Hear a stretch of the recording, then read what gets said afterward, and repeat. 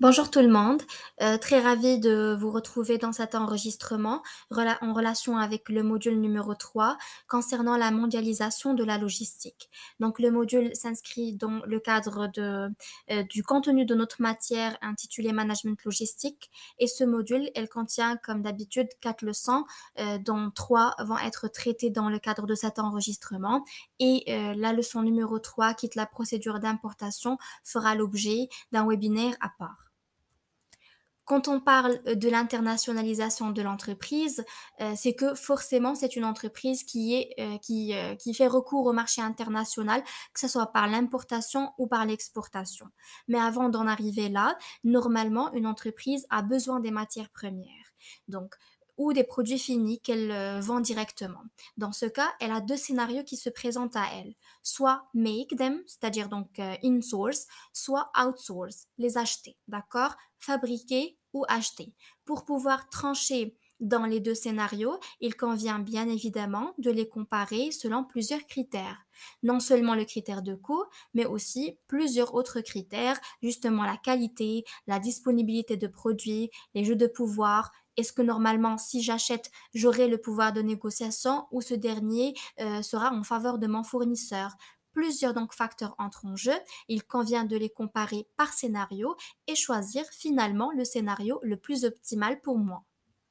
Donc maintenant, si l'entreprise décide de faire du outsourcing, c'est-à-dire acheter parce qu'elle trouve que c'est la solution la plus optimale, là aussi, elle a deux scénarios.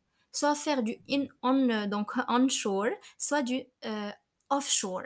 Onshore, c'est-à-dire on achète au niveau domestique, c'est-à-dire on est toujours dans la logistique nationale, on n'a pas encore fait recours à un achat à l'international. Et l'offshoring, c'est dans ce cas, on est automatiquement dans l'internationalisation et on achète auprès des pays étrangers. Maintenant, si le pays il est proche, on parle de near shore, mais si elle est loin, on parle de far shore. D'accord? Donc, bien sûr aussi, le choix entre une stratégie de onshore ou donc offshore dépendra bien évidemment de la disponibilité des produits. Il se peut que je veux bien faire de l'achat à l'échelle domestique, mais je n'ai pas la possibilité de le faire parce qu'il n'y en a pas des alternatives dans ce sens où il n'y a pas le produit que je veux, donc elle n'est pas disponible au niveau national et que je suis forcément obligée de faire un achat à l'international. Les achats donc à l'échelle internationale ou l'internationalisation des entreprises en général, elles présentent des avantages. Mais on ne peut tirer ces avantages que si on arrive à surmonter un certain nombre de défis.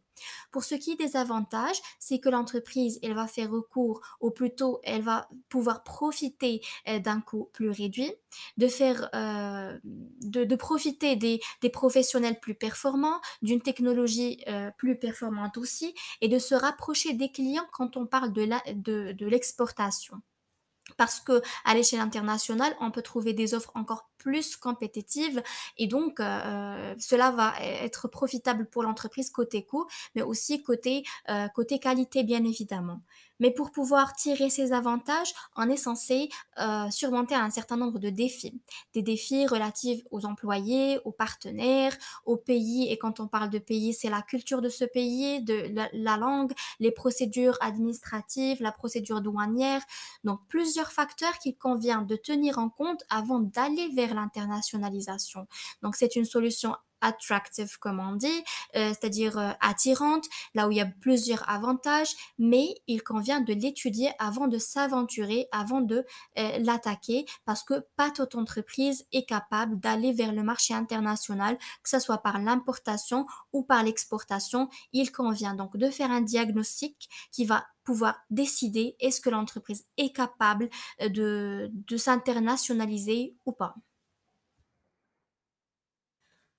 Donc, quand on parle d'internationalisation des entreprises, un des facteurs qui va entrer en jeu, c'est le transport ou le choix de la solution de transport.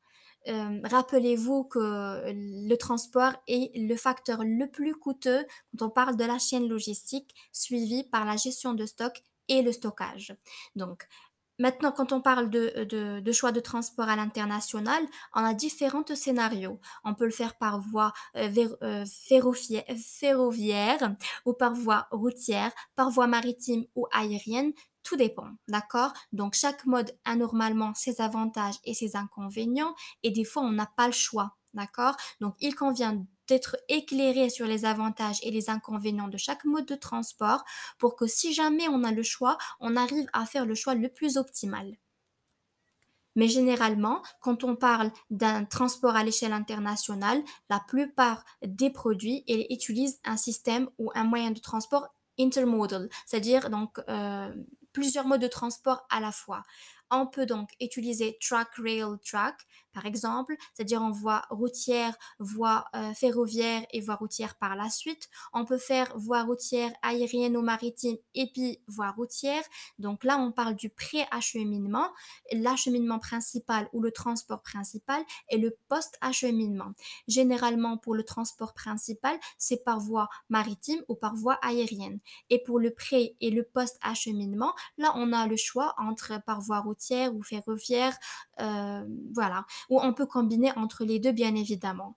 C'est bien donc de combiner. Cela veut dire que nous avons justement le choix, mais il faut faire attention à l'échange des informations entre les différents modes de transport.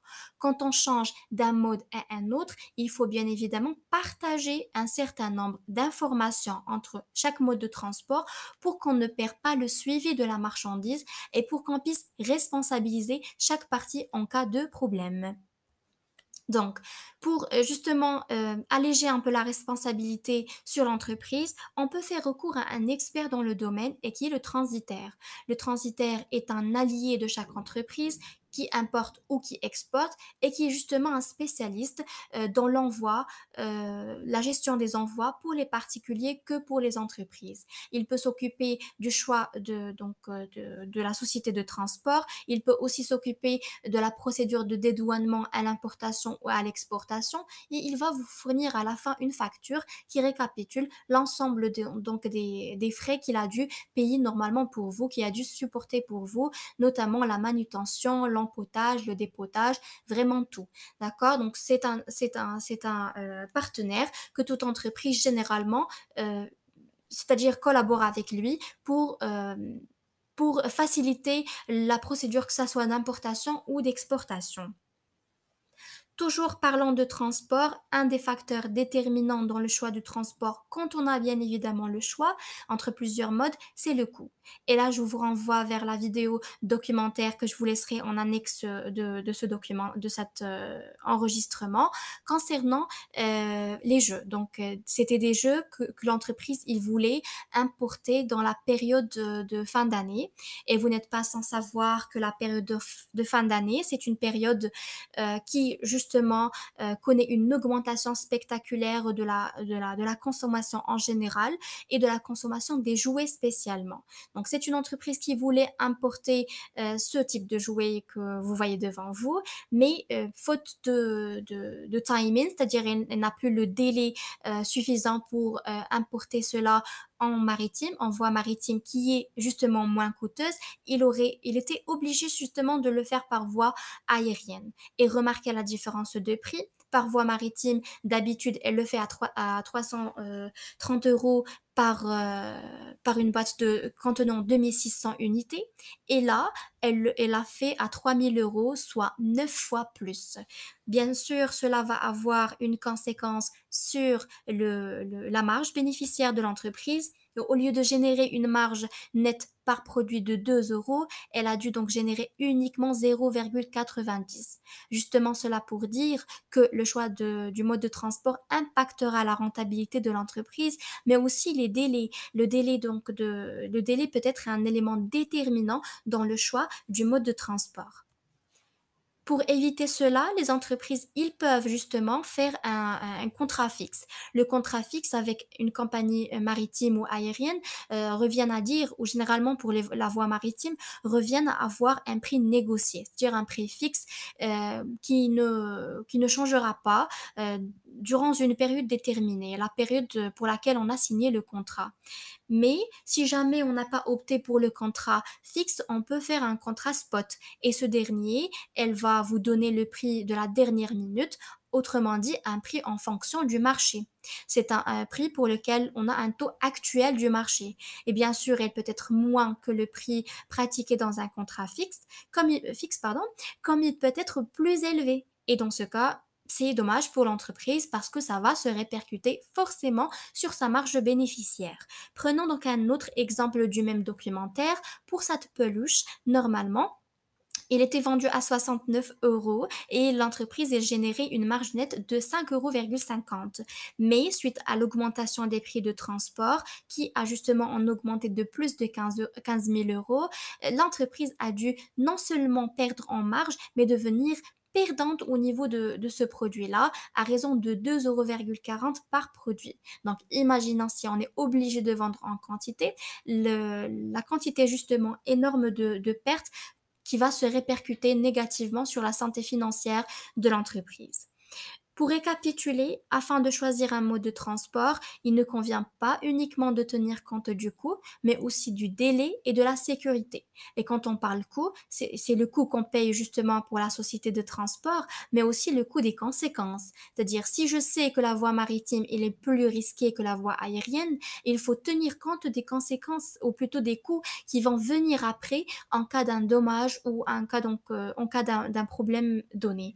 Aussi les délais. Si on est dans une période de fête, comme on vient de le voir, le délai, il devient le critère le plus déterminant et ne tenant pas forcément attention du coup parce qu'on est obligé. Et la sécurité aussi est un élément déterminant. Je vous rappelle un exemple dont je vous ai déjà parlé en classe, le cas d'une entreprise qui collaborait pour la première fois avec un fournisseur d'un pays européen. Ce dernier, il envoyait des échantillons des sauces, donc, il a fait par voie aérienne. Donc, c'était coûte oui, mais côté délai, c'était rapide. La nature de la relation l'exigeait parce qu'on était en phase de négociation, mais la sécurité n'a pas été prise en considération parce que les échantillons ont été mis dans des boîtes en verre et donc ils ont dû être cassés durant l'acheminement des échantillons. Donc, au moment de l'arrivée au sein de l'entreprise, ils étaient déjà cassés et on ne pouvait pas faire la dégustation qui était prévue pour ces échantillons afin de conclure le contrat avec le fournisseur. Et donc, ça a été dommage. Pour ce qui est de la procédure d'importation, je la laisserai de côté, je ne vais pas en parler parce qu'elle fera l'objet, comme j'ai dit tout à l'heure, d'un webinaire qui aura lieu le samedi. Pour ce qui est donc des risques et des assurances, une entreprise qui fait recours au marché international, et on parle de chaîne logistique internationale, automatiquement les risques. Les risques qui sont là de différentes natures, mais heureusement qu'on peut plus ou moins les gérer et on peut faire recours à des assurances pour que si jamais un risque se produit, on peut justement ne pas subir toute donc la perte. Le coût de l'assurance, il dépendra de plusieurs facteurs, justement de l'itinéraire. Il y en a des itinéraires qui sont beaucoup plus risqués que d'autres, on va le voir tout à l'heure, de la nature de la marchandise, si la nature même de la marchandise et plus donc il y a plus de probabilité à ce qu'il subit donc un dédommagement au cours de l'acheminement ou pas. La valeur assurée, c'est-à-dire la valeur même des marchandises transportées, plus la marchandise est de valeur, plus le coût de transport augmentera, plus l'itinéraire est risqué, plus le coût augmentera, plus bien sûr la nature de la marchandise peut connaître des probabilités de dommages, plus le coût de transport, ou plutôt de l'assurance, augmentera.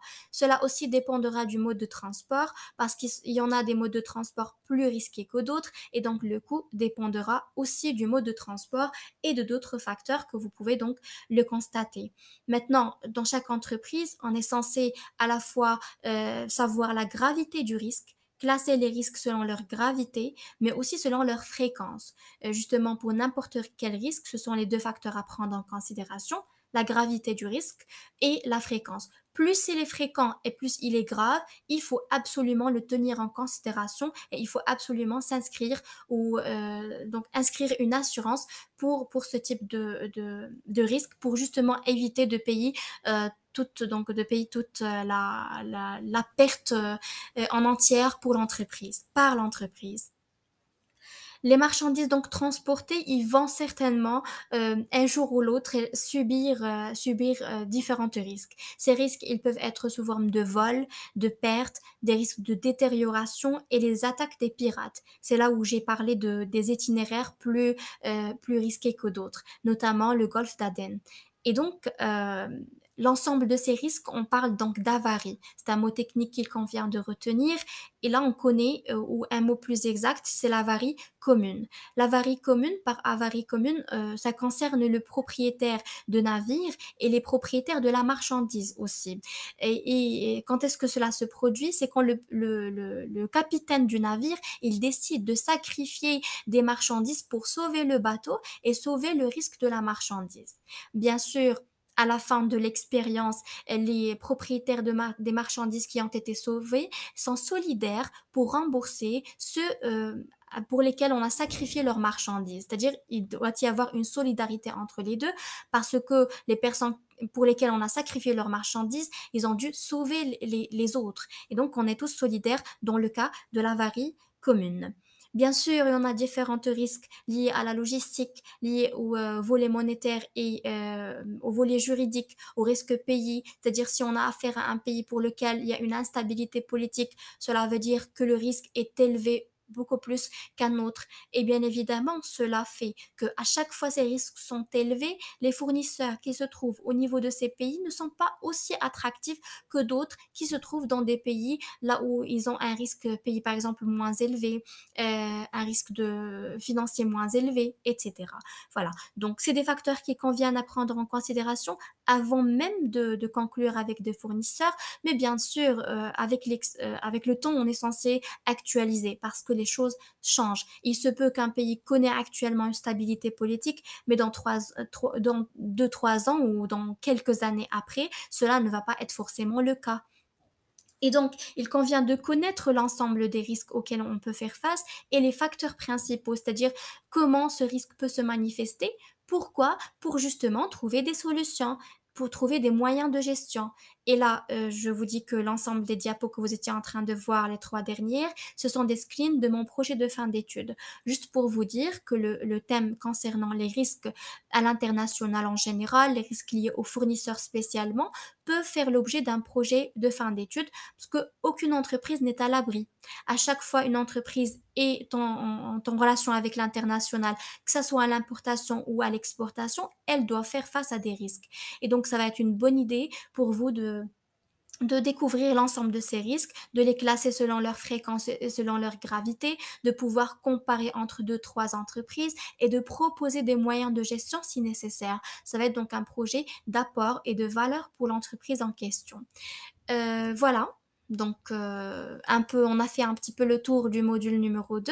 Je vais accueillir vos questions en cas de besoin et je vous rappelle que la leçon numéro 2, 3 plutôt, qui est d'une importance cruciale, elle va faire l'objet d'un webinaire à part que je vous invite absolument donc à suivre. Voilà, je vous remercie pour votre attention. À très bientôt.